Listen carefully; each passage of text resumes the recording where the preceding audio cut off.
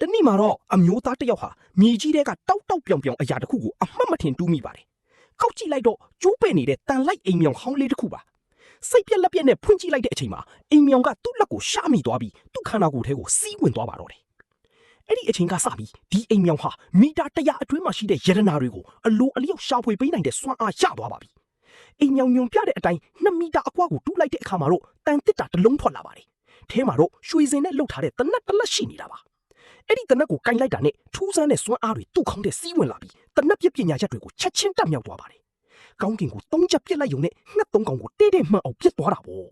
။သူဟာဒီရွှေရောင်တနက်ကိုရှေးဟောင်းပစ္စည်းဆိုင်မှာတွားရောက်တဲ့အခါဆိုင်ရှင်အမျိုးသမီးကချက်ချင်းမျက်စိကျသွားပါတယ်။ဒါပေမဲ့ဈေးနှီးနေတော့မှပဲဆိုင်ရှင်ရဲ့လူကသူ့ကိုတနက်နဲ့ချိန်ပြီးလူဖို့ကြိုးစားပါတယ်။ဒါပေမဲ့တနက်ပညာတွေကျွမ်းကျင်နေတဲ့ကျွန်တော်ရဲ့မင်းသားကတော့မျက်စိတမိတ်အတွင်းမှာပဲတနက်ကိုပြန်လွတ်လိုက်ပါတယ်။နောက်ဆုံးမှာတော့ဆိုင်ရှင်ဟာကြောက်ရွံ့သွားပြီးဒေါ်လာ9သိန်းပေးကရွှေရောင်တနက်ကိုဝယ်လိုက်ရပါတော့တယ်။မင်းသားဟာနောက်ထပ်ရတနာတွေကိုဆက်ရှာတဲ့အခါမှာတော့ဓာတ်တိုင်းပညာတွေပါတဲ့ဓာတ်တစင်ကိုထပ်တွေ့ပါတယ်။ဓာတ်ကိုကင်လိုက်တာနဲ့ရင်ကောင်တစ်ကောင်ကိုတော့နှစ်ချမ်းပြက်အောင်ခုတ်နိုင်တဲ့အထိကျွမ်းကျင်သွားတာပါ။အဲ့ဒီမှာဓာတ်ပိုင်ရှင်မိန်းကလေးတယောက်နဲ့တွေ့ပြီးမြဲသူ့ရဲ့စွမ်းအားကြောင့်ပဲထိုမိန်းကလေးကဒေါ်လာ1သန်းပေးပြီးဓာတ်ကိုပြန်ဝယ်သွားရပါတယ်။မင်းသားဟာရတနာမီပုံတစ်ခုကိုပါရရှိခဲ့ပြီးအိမ်မြောင်ရဲ့လမ်းပြမှုနဲ့အတူရေကန်တစ်ခုနားကိုရောက်သွားပါတယ်။ရွာသားတယောက်ကိုဒေါ်လာ900ပေးပြီးမြေတူးခွင့်တောင်းလိုက်တဲ့အခါမှာတော့ဗုဒ္ဓရုပ်ပွားတော်ဦးကောင်းတစ်ခုကိုထပ်မံတွေ့ရှိခဲ့ပါတယ်။အဲ့ဒီရုပ်ပွားတော်ကိုကင်လိုက်တာနဲ့သူ့ခန္ဓာကိုယ်ဟာတန်မနေလိုခိုင်မာတောင့်တင်းတဲ့စွမ်းအားကိုရရှိသွားပါတယ်။ဆိုင်ကိုပြန်သွားရောက်တဲ့အခါမှာတော့ဆိုင်ရှင်ကဒေါ်လာ1သန်းခွဲနဲ့ဝယ်လိုက်ပါတယ်။တရက်ထဲအတွင်းမှာပဲမင်းသားဟာထူးခြားတဲ့စွမ်းအားတွေအပြင်